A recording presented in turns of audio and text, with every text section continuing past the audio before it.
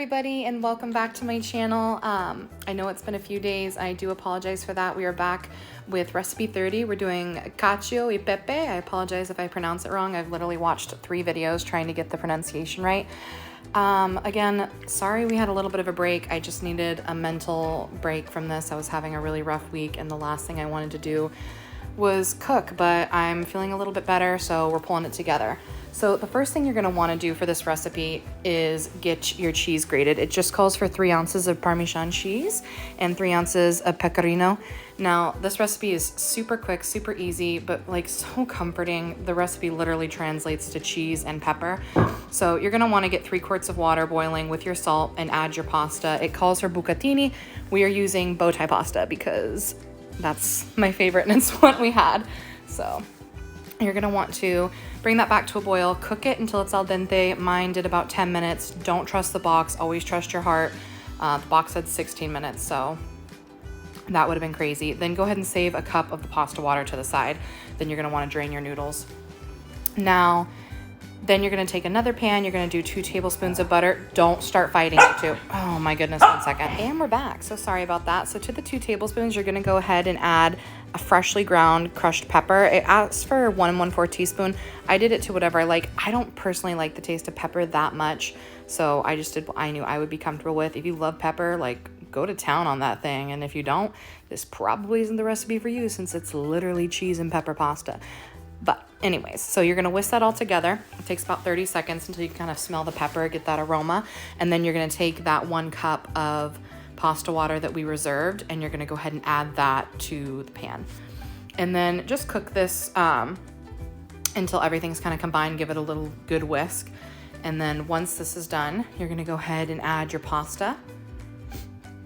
And then really, after that, you add your tablespoon of butter, and you add your cheeses, but I would recommend just saving a little to the side of the Parmesan to top everything with. And then you're really done. This is something so easy, but it feels and tastes like so good. You know, it just feels like it feels like you're eating something that you spent a ton of time in the kitchen cooking. By the way, isn't that a beautiful shot of the pasta? Like, oh my goodness, it looks so cute. That's why I love bow tie pasta. It's beautiful. How could you be sad looking at that? And so yeah, if you're just looking for something wicked quick that doesn't have any like heavy cream for anyone who's lactose intolerant, me, this is just like, it's beautiful. It truly is.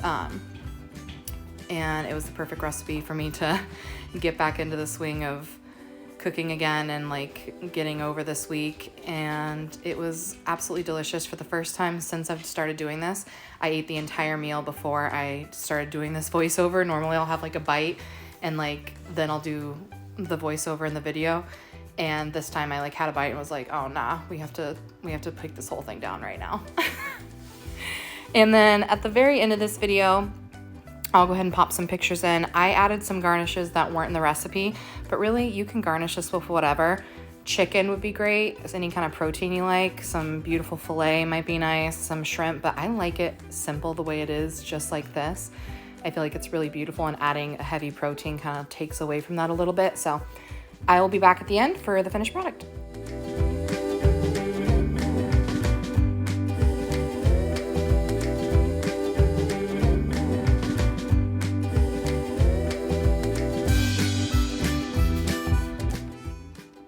Dude, I just had to come back here because I was rewatching it, and this pasta would not come out of the whisk. I was banging this. God, there it went. I was so frustrated while that was happening. I was like, if you don't get out of this whisk right now. But anyways, back to the music.